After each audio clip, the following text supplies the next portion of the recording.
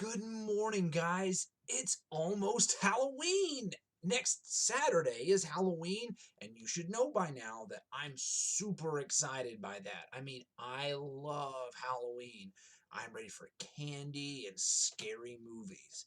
We're going to carve some pumpkins into jack-o'-lanterns sometime in the next few days, which is something else I really love. And usually we get together at the church around this time in order to carve pumpkins together as a group, but unfortunately we're not going to be able to get to do that this year, which really stinks. It's always fun for us all to get together as a big group and, carve some pumpkins. Anyway, I hope that at least maybe you get to carve or decorate a pumpkin this year, or, some other small gourd fruit. I don't know, or gourd vegetable, whatever. Yeah. Anyway, did you know that it's supposed to snow this upcoming week? I think that's crazy. Isn't it crazy? I mean, it's fall, not winter. Come on.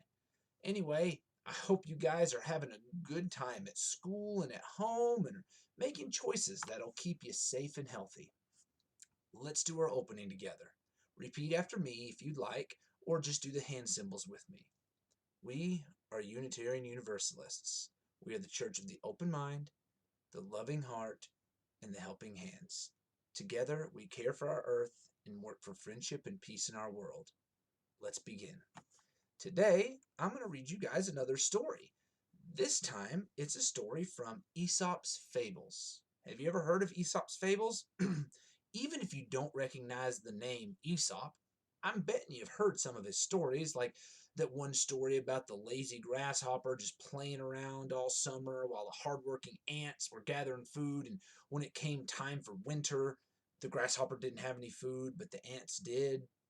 Or that one story about the boy who kept running into town crying, "Wolf, wolf," and making everybody scared. And so they stopped believing him. And then when a real wolf showed up, no one believed that a real wolf was there when Aesop was trying to tell everybody. So, anyway, if you haven't heard those stories, look them up. They're really good stories. Aesop's Fables, good stories. Can't recommend them enough. But anyway, today's story is called The Bundle of Sticks, and here it goes. Once upon a time, an old woman lived on a beautiful farm in the country. From her window, she could see pasture lands, fields of grain, barns filled with animals, orchards and forests even further beyond that. The farm was special to the old woman because it had been in her family for many, many, many generations. She had lived there her entire life, and she grew up to be a mother and had raised her family of 5 children. Now her husband was dead, and she was also close to being dead.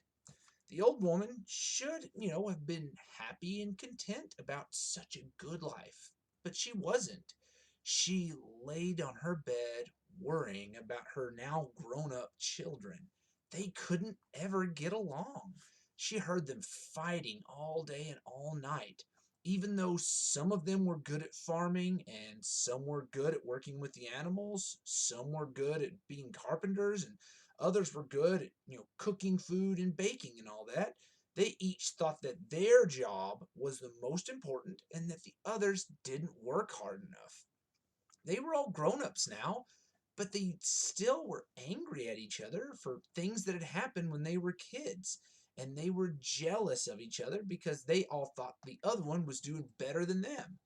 The old woman tried talking to her children about living together peacefully, but they seemed to just get more and more angry every day.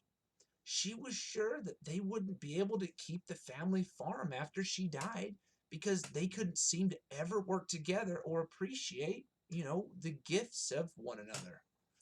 Then one day, as her strength was getting lower, she had an idea. She called her kids to her bed. "I have one last favor to ask of you," she said. "I would like each of you to go to the forest and find 2 sticks. Bring them here tomorrow, and I will explain." The children did as she asked and came to her room the next day with 2 sticks each. "Thank you, children," the old woman said. "Please put one of your sticks down, and see if you can break the other one in half. The children all just kind of looked at each other and just broke their sticks in half. Then the old woman asked the children to pass her all the remaining sticks. Let's go ahead and put these sticks together in a bundle, she said. So she tied up the sticks all in a bundle and handed it back to the children. She said, please pass this bundle of sticks around and tell me, is it as easy to break the sticks when they're all bundled together as it was whenever you were breaking one stick? The children passed the bundle from one kid to the other, and none of them were quite strong enough to break all 5 sticks at once. You, my children, are like these sticks. If you all go your separate ways, fighting and being angry at one another, you will each be alone, just like the individual sticks. The difficulties of life will easily hurt you. But if you work together and appreciate each other's strengths, cherish everything that you have in common, and care for and love for each other, you will be strong like the bundle of sticks, and nothing in life can break you. Find strength and joy with each other, and you will all live well and do so much in your lives. The children took their mother's lesson to heart, letting go of the stuff they were mad about and instead focusing on what they had in common, appreciating each other's strengths and working together and loving each other. The old woman died peacefully, and the farm remained in the family for many, many more generations. Do you understand what the story was trying to tell us? It's saying that if we just try to do everything by ourselves and don't try to get along and work with other people, we are weak and may end up breaking, just like the sticks were when they try to break them when it was just a single stick. That's why it's so important to treat people kindly and with respect, so they'll want to be around you and help you. There are a lot of people in the world that say they don't need or don't want any help, but that's not true. They would be happier and better off if they had people in their lives that cared about them and helped them out when they needed it. I mean, can you do everything on your own, or do you sometimes need help from other people, like your mom or dad? Think about how hard life would be if you didn't have any help ever. That would be pretty tough, wouldn't it? Do you think there's anyone in the world that can really do everything on their own all the time? I don't think so. Everyone needs help sometimes, and it's okay to ask for help if you need it. It doesn't mean that you're dumb or you're weak or you're not good enough. It just means that some things are a lot easier to do if you have other people helping you, because sometimes they're just really hard things in life. And not being able to do it on your own, everybody has that.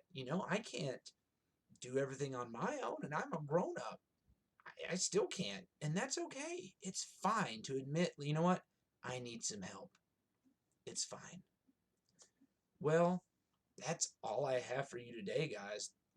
If you want to play outside, I would really suggest doing it today, because it's going to be really cold for like at least half of next week. I think on Thursday and Friday it's going to start warming up a little bit, but Monday, Tuesday, and Wednesday are supposed to be super duper cold, so it won't be very fun to run outside then. I mean, unless it snows a lot, then it might be pretty fun to play in the snow, throw some snowballs, and maybe even build a snowman. Just make sure to dress in warm clothes so you don't get sick, okay? Anyway, just remember to make healthy choices. Stay safe, wash your hands, be kind and respectful, and study hard in school, okay? Make sure your brains stay healthy. Anyway, I'll talk to you guys again next week. Later.